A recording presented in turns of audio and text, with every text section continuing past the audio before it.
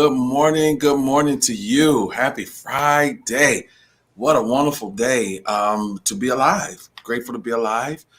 This is 7 minutes at 7 a.m. You can join me every single Monday and Friday for 7 minutes at 7 a.m. Want to know how you doing? Let me know in the comments section. And as always, we put a thought in your atmosphere. We give you something to start your day. Earlier in the week, we were talking about attitude, and we were talking about, how attitude really is so critical, in particular when you are dealing with challenging times. And also, hey, if you're granted the opportunity to be a leader, oh my goodness, so attitude is so critical. And so this morning, the phrase or the question we're going to put before you is, what's on your mind? What's on your mind? What's on your mind? My goodness, this has been a challenging week for so many people that I'm attached to, that I know. As somebody said, you got receipts? Yes, there are a lot of people, and there are multiples.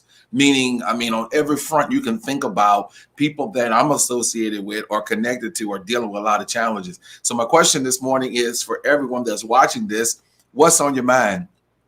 Paul gives us something. He says, really, this is what should remain on our mind.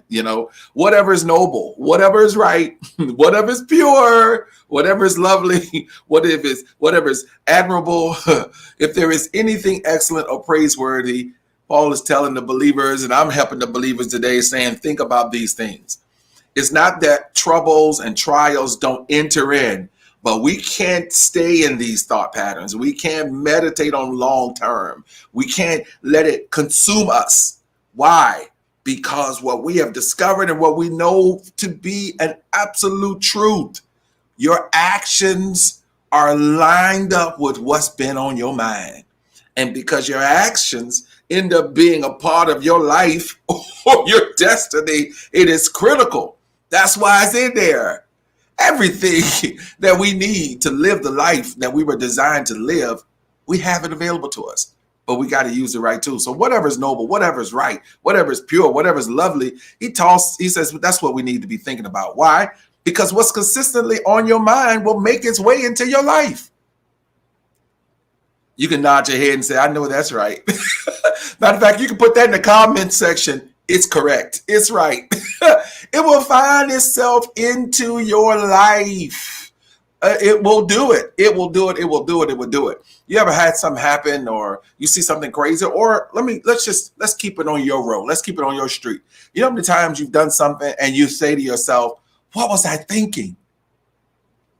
That's critical because sometimes their actions are lined up with what was thinking. So what's on your mind? What's been consuming? What took up most of your mind space yesterday? Oh my goodness. What did you give most of your attention to? My goodness. Today was set up from yesterday's thinking.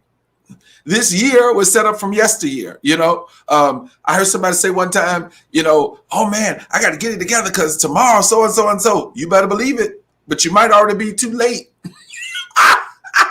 Everything you're doing now, you're setting up your next season now. My goodness. You're setting up your next season right now. So what's consistently on your mind will make its way into your life. Famous quote by Henry Ford, whatever you think you can or can't, you are right. Oh my goodness. You got to start off with the thought process that I can complete the will of God for my life. I can do what God said I can do. I can have what God said I can have. I can become what he said I can become. You gotta start off with that. This one really touched me. We can't solve our problems with the same level of thinking that created them.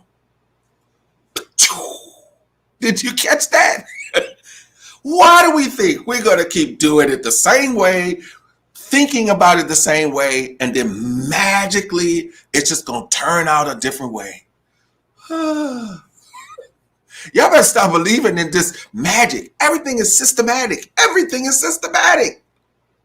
The same thing or same level of thinking that created this crisis, we need another mix. We need another group.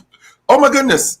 Over the Christmas break, I made a cake, and believe it or not, it's only since the pandemic have I been baking a single thing. I don't know what it is. I become a pandemic baker. I don't know But all of a sudden, the pandemic, we had more time at home, working at home a lot. I said, oh, let me figure this out. And so one of the things is every time I taste something I bake, I go, what can I do different to make this better? I don't just say, I'm going to just keep doing it the same way.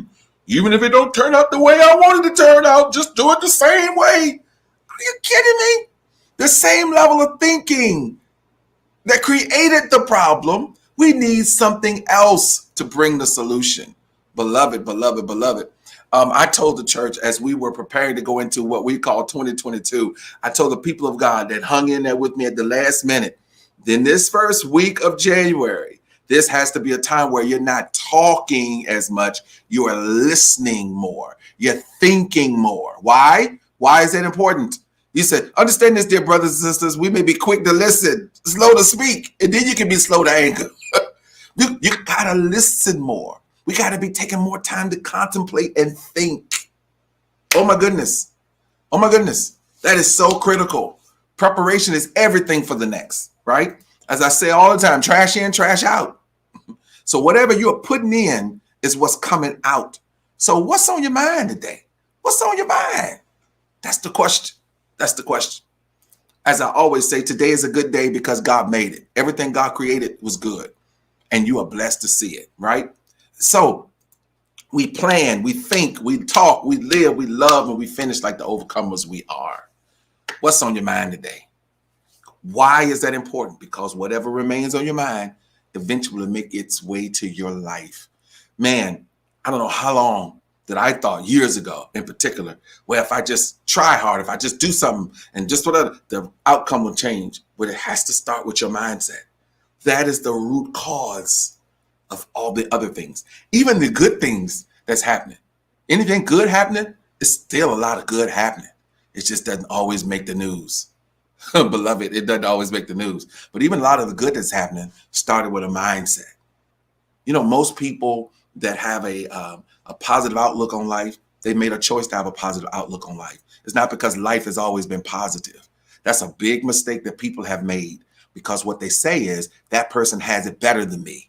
That person has it greater than me. And that's why they are happier. A lot of times it's just a choice.